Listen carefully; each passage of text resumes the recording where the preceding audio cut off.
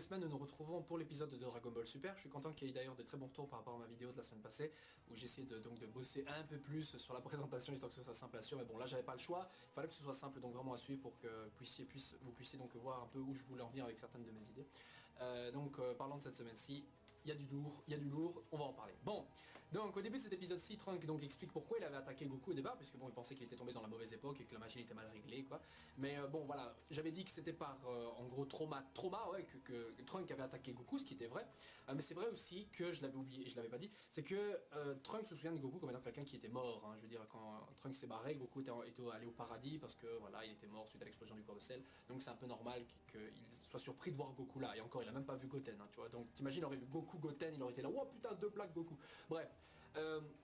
Ensuite évidemment tu as l'interrogation, les questions donc de Trunks par rapport donc à son alter ego du futur, tu vois, que Pilaf d'ailleurs et sa bande soulèvent, un questionnement que soulève donc cette bande d'enculés, parce que personnellement ils m'ont cassé les couilles. Autant à certains moments ils peuvent être relativement marrants, autant cet épisode-ci je les ai trouvés assez lourds et un peu chiants. J'imagine que c'est aussi pour permettre de créer une petite patte, des petites scènes un peu marrantes et tout, mais ici franchement je les ai trouvés assez lourds, maintenant ça ne tient qu'à moi, je ne sais pas pour vous. Ensuite évidemment Trunks est très content, enfin très ému surtout de voir sa mère en vie, puisque bon elle a été tuée par Black, mais en revenant la voir évidemment ça fait quand même un choc, hein. Je veux dire il vient d'une époque où déjà C17 et C18 ont pratiquement annihilé toute la race humaine, presque, et ensuite Black qui vient des années plus tard pour pratiquement finir le travail, même si c'était pas par rapport au cyborg qu'il l'a fait, d'une manière ou d'une autre il continue la destruction du futur de Trunks qui est pour l'instant vraiment apocalyptique, quoi. Et il dit bien qu'il reste plus tard dans l'épisode, il dit bien qu'il reste pratiquement plus d'humain, quoi, il y a quasiment plus rien, c'est un peu normal. Et pourquoi je vous dis ça? Parce que ça soulève une question encore, pourquoi est-ce que Trunks reviendrait-il dans son époque?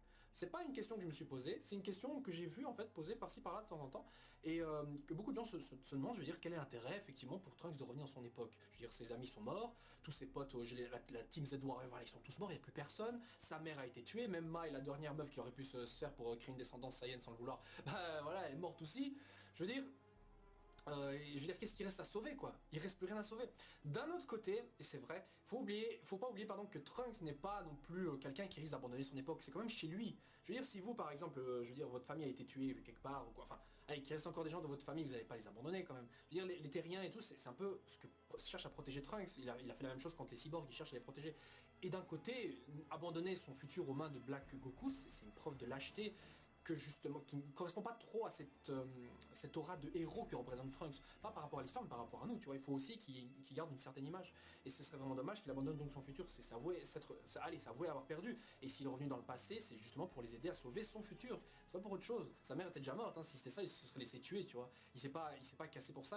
Si sa mère lui a permis de revenir dans le passé, c'est pour sauver leur époque, tu vois. Pas uniquement pour survivre, c'était juste ça aurait été trop simple, tu vois. C'est vrai qu'ils devaient survivre, mais pour sauver principalement leur époque. Même s'il reste quelques humains, voilà, il faut pas non plus laisser l'espèce humaine être détruite, quoi, tu vois, ouais, annihilée, c'est pas forcément ça qu'ils désirent. Donc c'est pour ça que Trunks, pour moi, ne restera pas définitivement à cette époque-ci de l'histoire. Mais il est vrai qu'actuellement, il ne peut pas revoyager dans son époque à lui. Donc c'est normal qu'il va vraisemblablement rester plus longtemps que prévu. Pourquoi je dis ça? Parce qu'il y a un arc d'office qui va arriver, c'est l'arc des tournois multivers. Donc mettant en scène non pas uniquement l'univers 6 et 7, mais tous les autres univers dans un grand tournoi, comme dans la webcomic justement Dragon Ball Multivers, que je recommande d'ailleurs sur internet. Et donc du coup j'imagine que peut-être le prix final, le gagnant du tournoi, aura peut-être la possibilité d'utiliser les Super Dragon Ball dans une certaine mesure. Et peut-être que justement nos amis, avec Trunks, Mirai Trunks donc qui est encore là, vont participer donc à ce tournoi, ça c'est d'office, mais genre ils vont participer avec l'objectif de gagner le tournoi pour pouvoir utiliser les Super Dragon Ball afin de faire revivre Mirai Bulma et les autres terriens qui ont été tués par Black, vous voyez. Mais ça se produira dans longtemps. Donc au moins pour avoir Mirai Trunks rester plus longtemps que prévu, tu vois. Vous voyez, comme ça, il va pas se casser à la fin de l'arc. Je sais que beaucoup de gens ont trouvé dommage qu'il soit barré parce que c'est un personnage cool. Donc peut-être la Toei va retenir la leçon dans le sens, ouais, on va le faire rester plus longtemps que prévu, tu vois. Donc on va le faire rester carrément jusqu'à un arc suivant tout au plus, tu vois.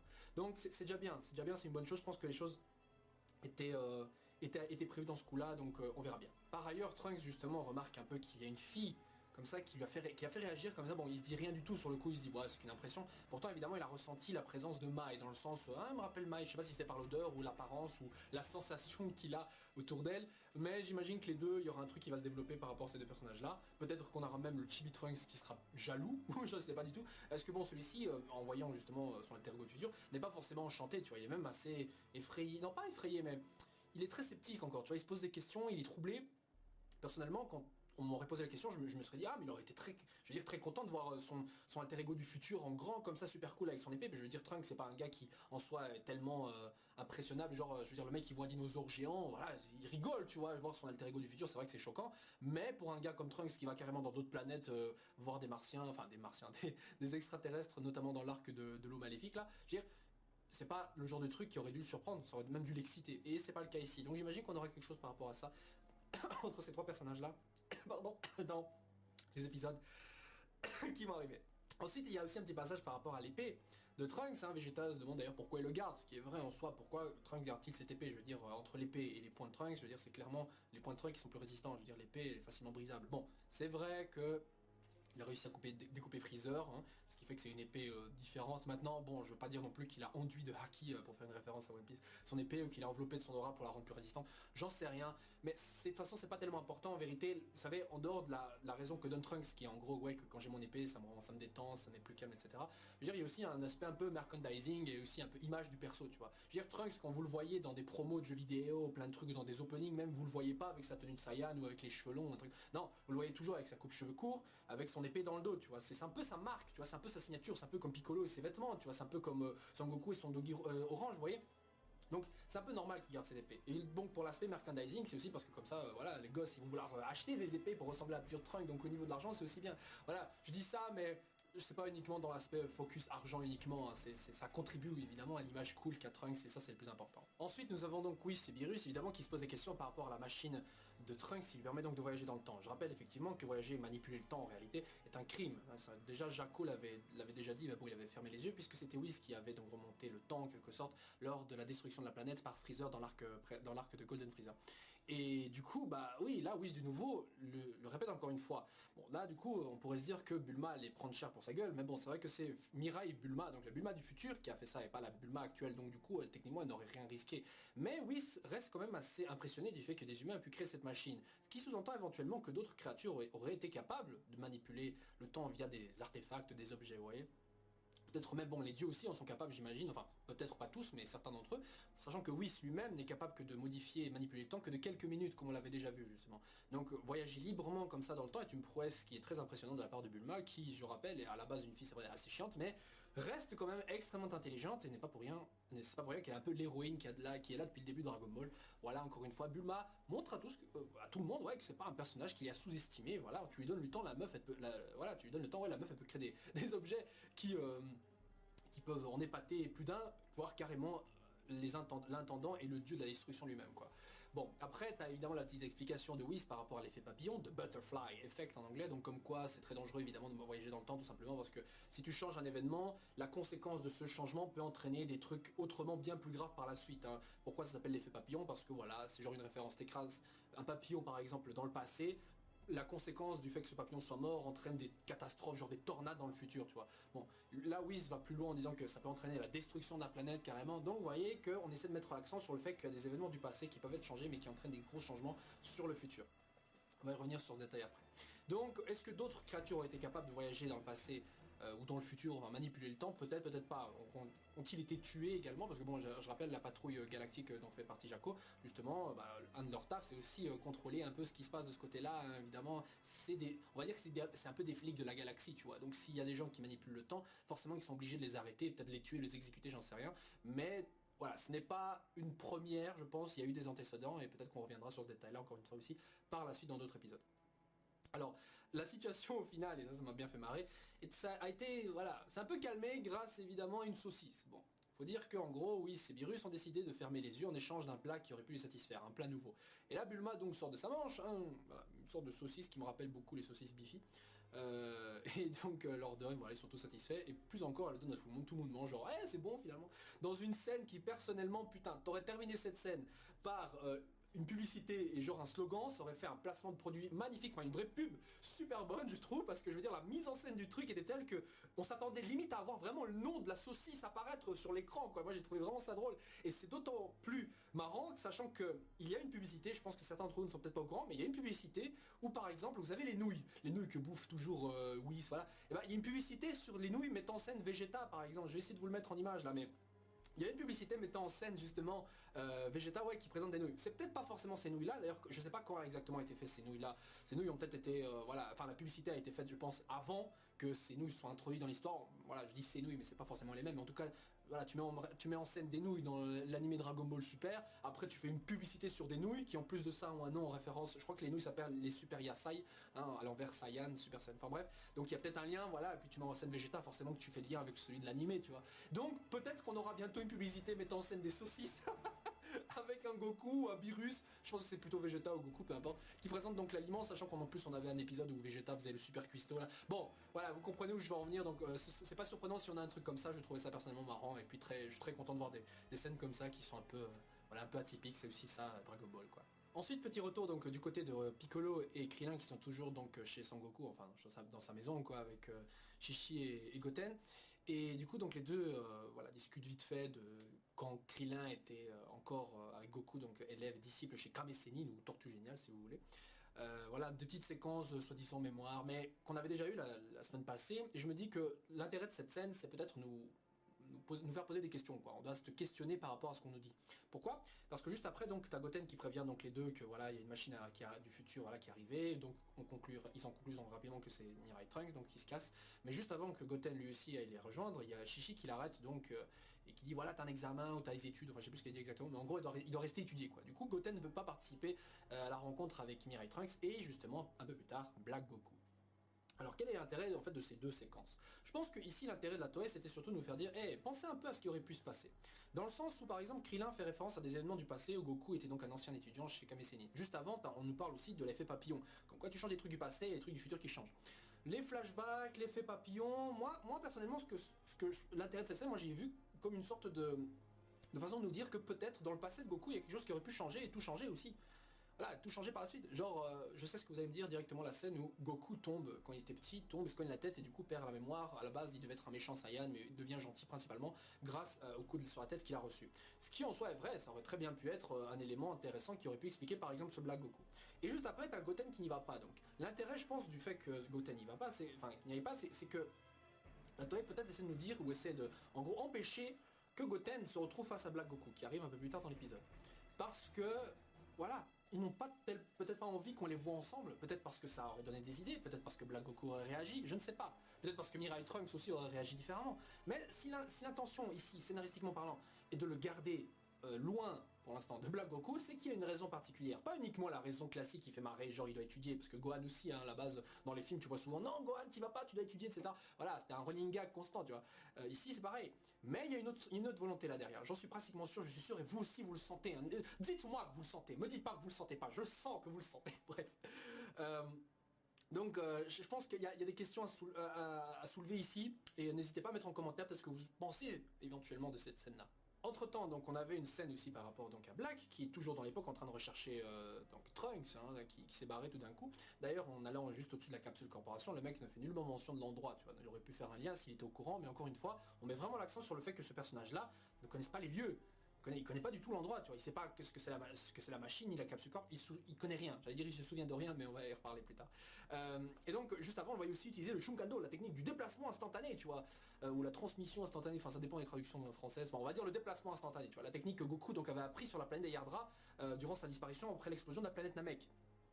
Techniquement on pourrait directement conclure ah bah c'est Goku, mais bon c'est pas une technique unique, je veux dire si les Yardra l'ont appris, que Goku l'a appris, d'autres personnages auraient pu l'apprendre aussi, mais on va revenir sur ce passage là dans la section théorie après donc la review de l'épisode.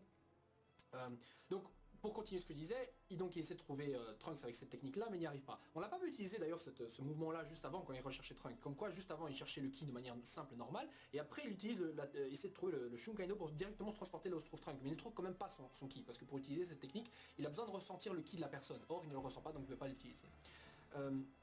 Donc après tu as son anneau qui s'appelle donc l'anneau du temps, Ring of Time, l'anneau du temps donc qui ouvre un portail devant lui et qui s'active donc sans que celui-ci justement ne le décide, hein, comme quoi son anneau réagit, hein, comme soit il a une volonté propre, ou alors quelqu'un manipule l'anneau peut-être d'une autre distance, enfin d'une distance relativement grande, en gros quelqu'un d'autre très loin peut-être contrôle cet anneau, et voilà, peut-être on voit des instructions avec aussi à Black Goku, je ne sais pas du tout.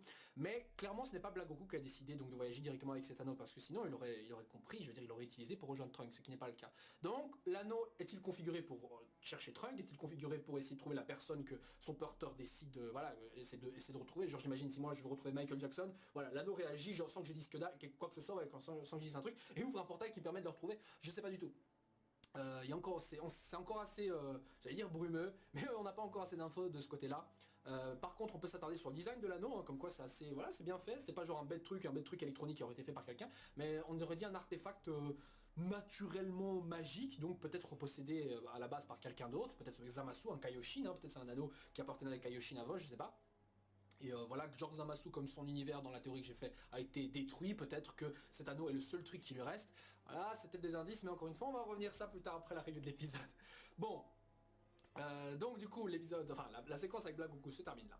Et on revient ensuite à Trunks. Il est donc expliqué à travers un flashback ce que Trunks justement a fait donc face à Majin Buu, puisque justement il fait référence d'un grand danger et Vegeta lui demande bah, est-ce que c'est Majin Buu, tu vois. Ce qui est assez logique puisqu'en réalité quand Trunks est revenu dans son époque il n'avait pas encore affronté le futur danger qu'avaient affronté nos amis, c'est-à-dire Majin Buu. Et on pouvait se poser la question. Et justement on voit bien que les choses en fait se sont passées de manière assez simple, bon c'est présenté de manière voilà assez rapide, donc forcément qu'en réalité les trucs ont certainement pris plus de temps que prévu. Mais j'ai trouvé les séquences assez étranges, enfin. Bon, je sais que certains vont hurler directement à l'incohérence, ou je sais pas. Enfin, c'est pas tellement important au final, je pense qu'on s'en fout un peu de comment il a battu Majin Buu. Au final, il a même pas battu Majin Buu en réalité, il a surtout fait face à la menace de Dabra et de Babidi. En gros, il a reçu des instructions de Kaioshin qu'on ne voit pas justement dans le flashback, ce qui est assez dommage et un peu bizarre. Hein. Je sais déjà, je vois certains me dire ah est-ce que c'est peut-être Zamasu qui lui a dit ça. Et d'un autre côté, je dirais non parce que je veux dire Kaioshin est au courant, enfin, suivait un peu les déplacements de Babidi ou quoi que ce soit. Tu vois, il était au courant un peu. Donc s'il y a un Kaioshin qui allait lui parler, c'est celui qu'on connaît. C'est celui qu'on connaît. Et en même temps, je pense qu'il aurait dit peut-être ouais c'est Zamasu, tu vois, genre s'il a un nom, c'est qu'il a utilisé ce nom. Kaioshin, c'est Kaioshin, tu vois. Et pas Neptune comme en français. En Neptune quoi. Bref, pardon. Excusez-moi, ça me fait marrer.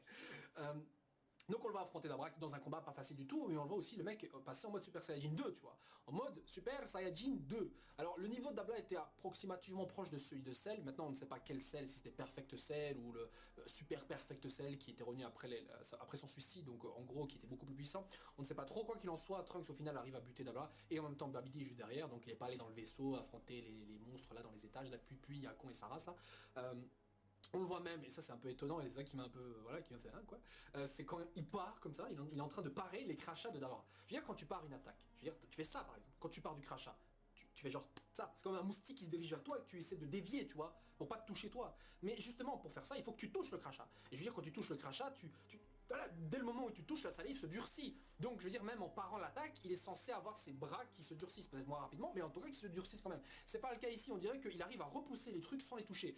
Ce qui est possible si le mec, genre avant le toucher, fait un geste qui fait qu'avec le vent, le crachat est dévié. Mais là, de la manière c'est présenté avec le bruitage et l'animation, c'est montré qu'il touche les trucs pour les dévier, tu vois. Ce qui est pas tellement logique, je trouve. Parce qu'en soi, sinon, putain, il y aurait rien à craindre alors du crachat d'Abla. Hein. Voilà, il suffit juste de faire ça et voilà, fin d'histoire.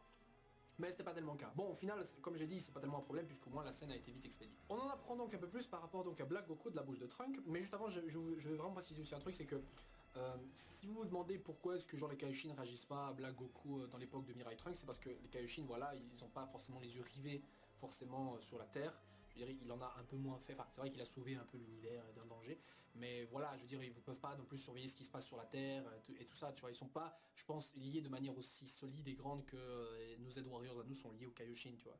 Parce que je voyais beaucoup de commentaires qui me disaient, ouais mais attends, c'est pas logique, voilà, comment ça se fait qu'il n'y a pas de Kaioshin dans l'univers de Mirai Trunks? Si, il y en a.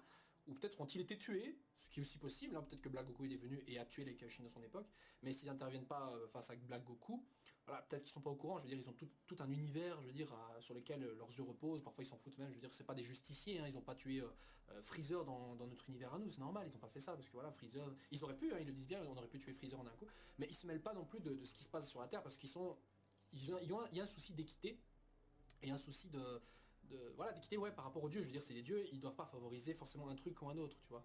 encore face à Majin Buu c'est normal parce que là tout l'univers ouais aurait pu être en danger, mais là je veux dire Freezer c'est pas non plus un gars qui aurait détruit l'univers, c'est juste un gars qui fait son armée, voilà je veux dire c'est pas un truc, voilà par rapport à nous évidemment c'est méchant, mais d'un côté c'est comme ça, c'est dans l'ordre des choses, il y a le bien et le mal toujours, on peut pas vraiment favoriser l'un ou l'autre, voilà je tenais juste à dire ça, c'était important.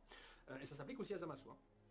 Bon, donc pour en venir à ce que je disais, on a un flashback concernant l'arrivée de Black Goku dans l'univers de Trunks, hein, comme quoi le mec se présente, et c'est pas selon lui, mais c'est lui, donc Black qui dit ça, qui s'introduit comme Son Goku. C'est Bulma en fait du futur qui a appelé ce Son Goku là Black Goku. Bon, Black, on va dire Black parce que bon jusqu'ici c'est pas encore assuré que c'est Goku, mais en tout cas il se présente donc comme Son Goku, et dit bien qu'il va annihiler, détruire, tuer, voilà, les terriens au nom de la justice. Ça on dit beaucoup et ça peut être interprété dans énormément de choses, il y a beaucoup de significations à justice, mais évidemment les solutions les plus simples sont parfois les meilleures. Donc il commence directement la destruction de la Terre après avoir profané ses mots. Donc quand il est venu sur Terre, il n'était pas directement à la recherche de Trunks. J'imagine qu'il a connu Trunks peut-être parce que voilà ils se sont combattus, donc Trunks s'est forcément opposé à Black Goku comme on l'a vu. Ça a duré 1 an, donc au fur et à mesure ils ont pu se connaître. Donc du coup Black Goku ne connaissait pas peut-être Trunks en arrivant, peut-être Trunks était la raison sans qu'il le sache de sa venue, genre voilà, quelqu'un lui a dit ouais détruire la Terre, il y a quelque chose là, genre il y a un guerrier ou je sais pas quoi, que tu dois tuer, bon, peu importe.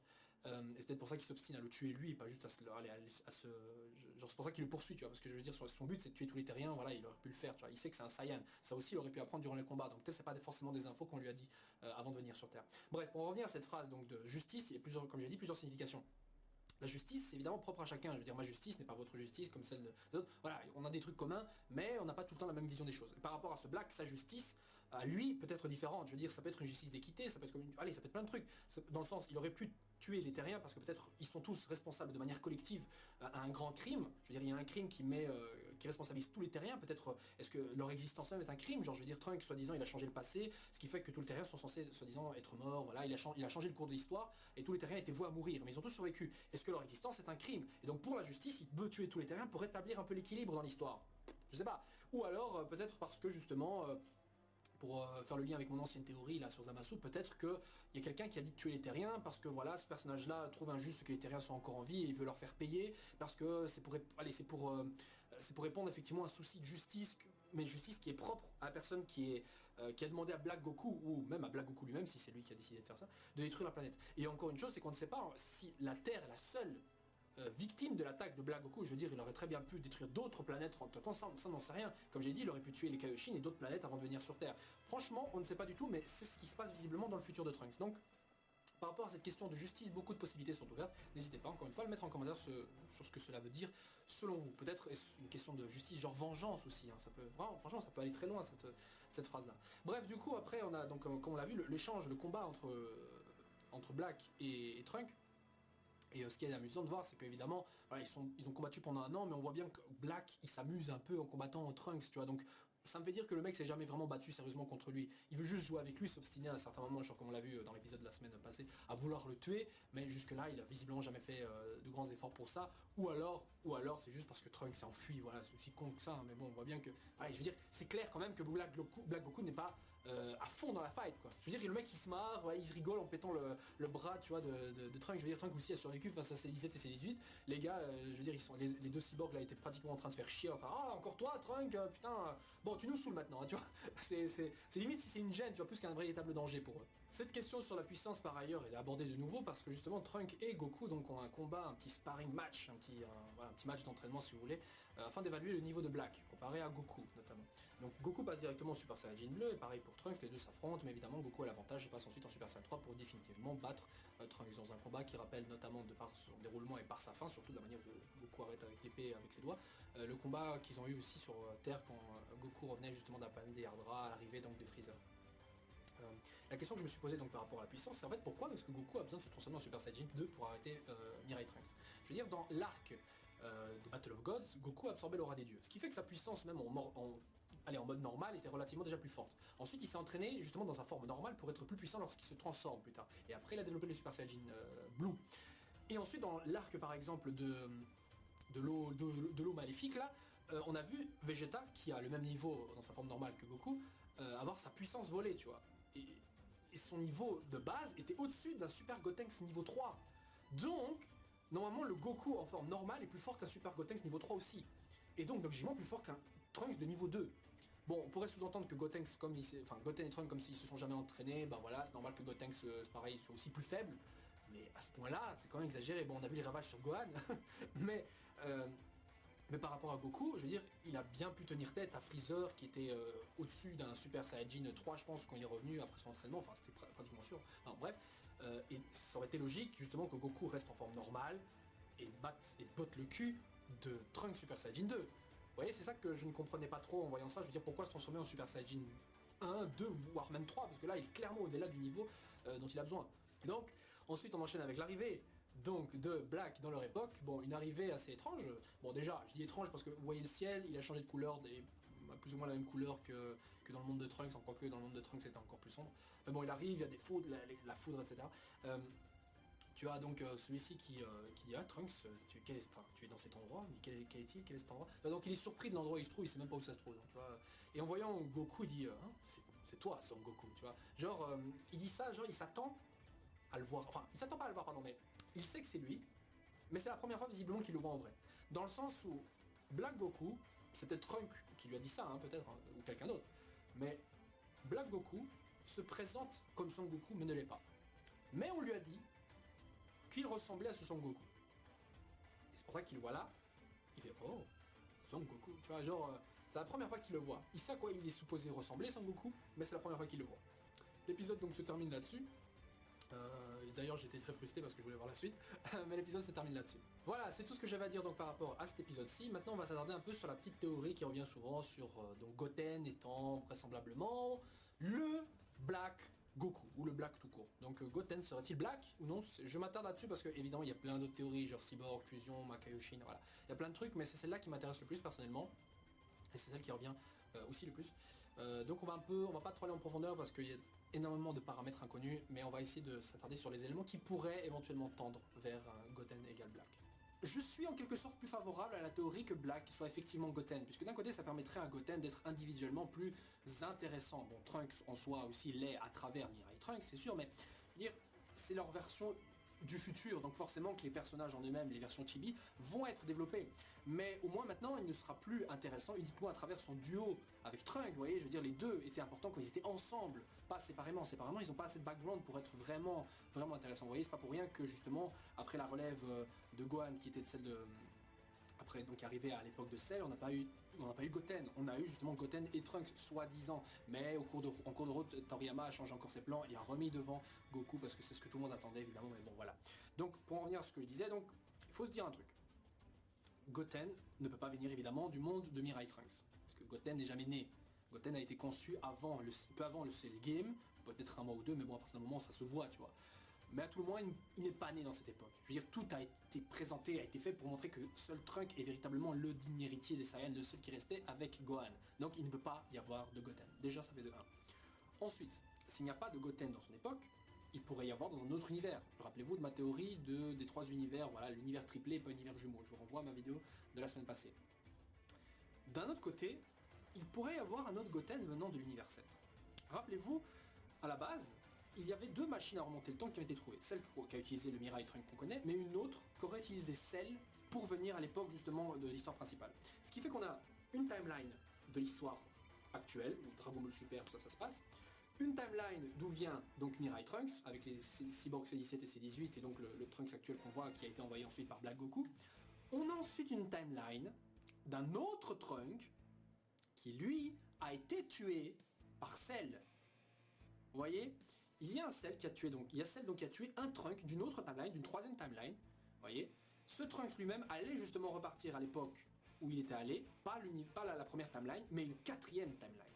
Puisque justement Trunks est en fait revenu d'une époque où celui-ci n'a pas eu le niveau nécessaire pour tuer Cell. Parce que s'il s'est fait tuer par Cell, c'est qu'il est moins fort que lui, donc il n'a pas eu d'entraînement à la salle de l'esprit du temps, etc. En fait, il est supposé que le Trunks qui a été tué donc par Cell a récupéré donc la télécommande spéciale où on a recréé une, hein, contrairement à celle de notre histoire qui a été détruite par Krillin, mais on a recréé une pour les utiliser à son époque, donc de ce fait il a tué ses 17 et ses 18 facilement sans devoir passer par un entraînement quelconque. Et justement dans la timeline numéro 4 où il allait, il n'y a pas de Cell. Il n'y a pas de Cell. Le seul Cell qu'on a connu est arrivé donc à tuer donc Trunks dans la timeline numéro 3, donc le futur d'un autre Trunks, et ce Cell là est ensuite allé dans la timeline numéro 1. Où je veux en venir? Eh bien dans cette 4e timeline où le Trunks tué est allé, Eh bien là, il n'y a pas eu de cell game, il y a pas eu, les cyborgs ont été butés, et donc justement, ça veut dire qu'il y a un Goten, puisque justement Goku a survécu, donc dans tous les cas, Goten est né. Et en plus de ça, ce Goten aurait justement grandi avec Goku, qui ne serait jamais mort. Peut-être n'aura-t-il jamais atteint le Super Saiyajin 3, parce que bon, il faut un entraînement dans des conditions qui lui permettent surtout de s'entraîner pratiquement sans devoir s'essouffler, sans devoir se fatiguer, puisque justement quand il utilise en tant que vivant, c'est pas du tout la même chose que quand il était mort. Vous voyez, c'est une des raisons pour laquelle il a pu atteindre ce stade-là, surtout c'est parce qu'il s'est entraîné dans le monde des morts. Bon, enfin, pour en revenir à ce que je disais, donc s'il y a un Goten qui pourrait devenir Black, c'est celui de cette 4ème timeline, qui existe, elle est là. C'est là où justement est allé le Trunks qui a été tué par Cell. Parce que si c'était notre timeline à nous, je veux dire, ils se seraient souvenus qu'il y avait eu 2 Trunks. Bah non, il n'y en a eu qu'un seul. Donc, il y a 2 timelines, enfin deux paires de timelines. Il y a une timeline, la nôtre avec le Mirai Trunks qu'on connaît, et une timeline d'un autre Trunks qui allait dans une autre timeline d'un autre univers, voilà, où justement lui a été tué par Cell. Ce Cell qui est ensuite allé dans la timeline numéro 1. Vous voyez un peu où je veux en venir? Et bien donc il se serait passé quelque chose dans cette 4ème timeline, où le Goten aurait survécu. Il se passe un truc et voilà, donc le Goten a grandi avec Goku, donc il a appris ses techniques. Il a pu apprendre le Shunkaido, voilà, il aurait pu apprendre tout ce qu'il a appris normalement, donc le Kamehameha, etc. Vous comprenez? Et peut-être que voilà, Zamasu ou autre chose, peu importe, a tué tout ce qu'il y avait, mais il a laissé en vie Goten. Pourquoi lui? Ça je sais pas du tout, ça peut-être on aura une raison éventuelle plus tard, mais en tout cas Goten est l'héritier de la famille de Goku, je veux dire c'est celui qui présentait aussi le plus de potentiel, bon avec Trunks mais peut-être lui a été tué, je sais pas, mais en tous les cas Goten était prometteur avec Trunks, puisque justement les deux gamins ont atteint le niveau de Super Saiyajin, ils ont en plus développé la transformation du Gotenks niveau 3 dans la salle de l'esprit du temps, alors que Goku lui a fallu des années, presque 7 ans, enfin on sait pas si au bout de 7 ans il a pris ça, mais il a fallu que Goku puisse avoir un corps qui se fatigue jamais, et que voilà, il y avait 7 ans d'entraînement, alors que Goten et Trunks ils ont appris ça en 1 an, et même Goku était impressionnant en voyant ça, vous voyez, donc les deux c'est un peu des génies, vous voyez, c'est un peu des génies, donc ce serait pas étonnant que Goten arrive à apprendre n'importe quelle technique très facilement, hein. Je veux dire c'est pas non plus une surprise, je veux dire le mec il s'est transformé en Super Saiyan avant d'avoir pu apprendre à voler, il s'est transformé en Super Saiyan avant d'avoir appris à voler, putain, bon. Un autre élément par rapport à ça, c'est la coupe de cheveux. Bon, c'est sûr, voilà, il n'y a que Goku qui a cette coupe de cheveux. Gohan n'a pas cette coupe de cheveux, bon c'est un demi-Saiyan comme Trunks et Goten c'est sûr, mais il faut savoir qu'à la fin de Dragon Ball, il était dit et bien mentionné que Goten a changé sa coupe de cheveux parce qu'on le prenait pour Goku. Ce qui implique que justement, s'il n'avait rien fait, il aurait quand même gardé la coupe de cheveux de Goku. Il a dû, devoir, tu vois, il a dû changer la coupe pour pas qu'on le confonde. Donc c'est volontaire, la coupe n'a pas naturellement changé dans ces coupes-là, qu'il avait une coupe aplatie comme ça. S'il avait rien fait, il aurait eu une apparence qui était certainement proche de celle de Goku, enfin de Black Goku, pardon, adulte. Vous voyez ? Ça c'est un autre élément. Par rapport aux techniques, c'est vrai que c'est les techniques de Goku, mais comme je vous l'ai dit, comme les deux ont, comme le Goku et le Goten de la timeline numéro 4 ont grandi plus ou moins ensemble, bien voilà, ils ont pu apprendre les techniques, voilà, Goten a pu apprendre les techniques de son père, voilà, je sais pas. Et puis comme je vous l'ai dit aussi, le corps de Goten a peut-être oublié, ses souvenirs ont été effacés, voilà, manipulés, je sais pas. Mais ce que son corps lui connaît, il s'en souvient encore. Comme j'ai dit, il n'a pas appris, il n'a pas oublié comment marcher, tu vois, il se souvient comment voler, etc. Si c'est effectivement lui. Alors pourquoi se présenter en tant que Son Goku? Eh bien, déjà, parce que peut-être ça a un impact psychologique. Je veux dire, rappelez-vous, dans d'autres mangas, il y a des méchants qui se présentent comme étant un personnage, mais au final, ils ne le sont pas.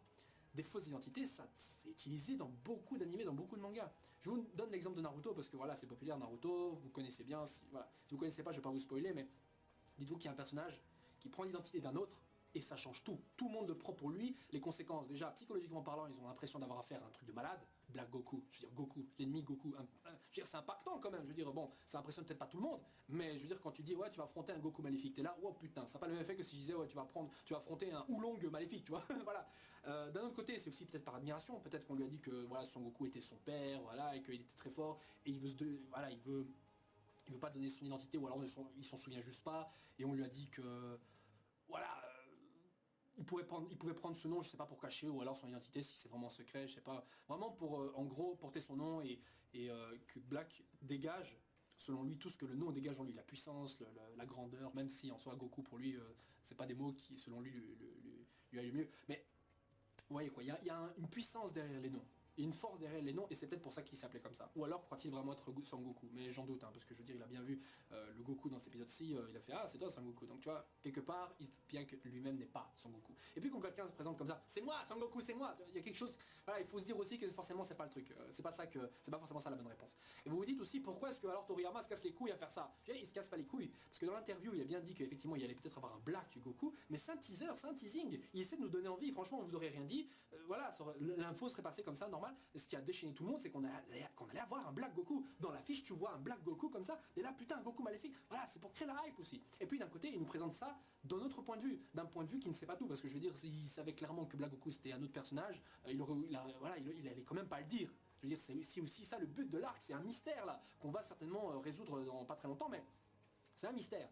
Donc c'est forcément ça le truc aussi. Il faut se rendre compte que tout ça, c'est du teasing, c'est pour donner envie.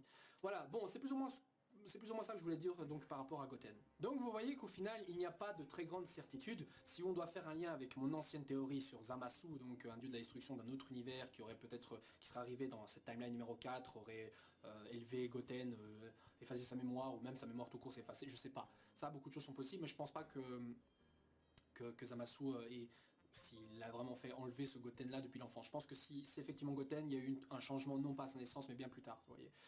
Voilà. Maintenant parlons un peu donc de cette preview. Et si vous ne voulez pas donc en savoir plus sur l'épisode de la semaine prochaine, hein, je vais juste parler du trailer. Pas de soucis, je parle pas des titres des épisodes qui sont parus sur internet. Moi-même je les regarde pas parce que je vais garder une certaine surprise. Mais si vous avez vu la fin de cet épisode-ci, vous avez vu forcément le petit preview de l'épisode suivant, donc les images de ce qui nous attend la semaine prochaine. Sinon, bah, je vous souhaite alors une agréable semaine. Et pour les autres, parlons-en. Alors il n'y a pas tellement de grandes choses à dire par rapport à cette preview, on voit surtout donc le combat Goku et Black Goku se dérouler, bon un combat où on pourrait se poser des questions, surtout qu'on voit Goku en Super Saiyajin 2, pourquoi, pourquoi? Parce que je veux dire, Trunks a bien dit que ce niveau-là était encore en dessous de ce que Black Goku est réellement, en sachant que celui-ci d'ailleurs pourrait se retenir, tu vois. Donc normalement on pourrait se dire, ouais, pourquoi il passe pas en Super Saiyajin Blue? Et j'ai envie de vous répondre naturellement que c'est parce que c'est un Saiyan. Goku veut tester la force de Black, donc il va pas directement passer mode full power pour le déchirer en deux, tu vois. C'est ce que normalement tout le monde ferait, c'est sûr. Mais pour le bienfait de l'histoire, c'est normal que Goku lui laisse un peu le temps, il essaie de s'amuser et de combattre un peu avec lui. Je veux dire, les deux sourient, on voit des séquences où les deux sont en train de sourire pendant qu'ils combattent, donc c'est un peu normal. Ensuite, Black Goku lui-même, voilà, il y a des séquences où on le voit se prendre des tartes, il y a des séquences où il a l'air d'avoir le dessus. Bon, ça, c'est montré d'une telle manière qu'on puisse pas avoir de réponse, on attendra la semaine prochaine pour ça. Mais à un moment donné, on le voit carrément sourire comme ça, alors qu'il est rempli de blessures, enfin qu'il a des blessures, qu'il a des égratignures comme ça sur lui. Et la première impression en voyant ce visage-là, c'est que je me suis dit, j'ai l'impression qu'il est en train d'être content. Il est content d'affronter Goku, comme si il était en train de vérifier ce qu'on disait par rapport à Son Goku, comme s'il était, je vais pas dire fier, mais content de combattre ce type. Vous voyez. Bon, si on garde en tête que peut-être il s'agit de Goten ou quoi que ce soit, peut-être, vraiment, je pense pas que ce Black a en mémoire que, enfin tout ce que représente ce Son Goku là, sinon il aurait eu d'autres réactions. Bref. Donc un combat qui serait certainement intéressant à suivre, mais où je vois mal Black gagner, parce que je veux dire, il bat Goku, mais il y en a d'autres, il y a Vegeta, il y a Beerus et Whis, ils s'en mêlent. D'ailleurs j'aimerais bien voir ce que disent justement Beerus et Whis par rapport à lui. Hein, je veux dire, il manipule le temps lui aussi, je veux dire, il y a quelque chose à dire, non, je sais pas. Et ensuite le titre de l'épisode de la semaine prochaine, c'est donc le Goku vs Black, la route ou la voie vers le futur scellé. Et du coup je me dis le futur scellé, c'est quoi? C'est une référence au futur de Mirai Trunks, il ne va pas y retourner pour l'instant? Ou est-ce alors, pour faire un lien avec ma théorie que je viens de lâcher, le futur scellé de la timeline d'où viendrait justement Black, qui serait éventuellement Goten? Voilà, j'essaie pas de favoriser au final la théorie Goten égale Black, mais c'est celle que je voulais vraiment vous présenter avant tout dans cette vidéo, parce que c'est celle que j'ai envie d'avoir, où j'ai envie de voir le plus vos avis. Bref les gens, c'est tout ce que je veux dire par rapport à cet épisode entier. On se retrouve la semaine prochaine donc pour le prochain épisode de Dragon Ball Super. Et bah écoutez, je vous souhaite de merveilleuses vacances si vous venez d'être en vacances. En tout cas on aura donc du DBZ, du Dragon Ball pardon en tout cas, pour nous occuper cet été. Et voilà, sur ce ciao ciao, et donnez-moi votre avis, un petit like aussi ça fait plaisir. À la prochaine les gens, ciao ciao.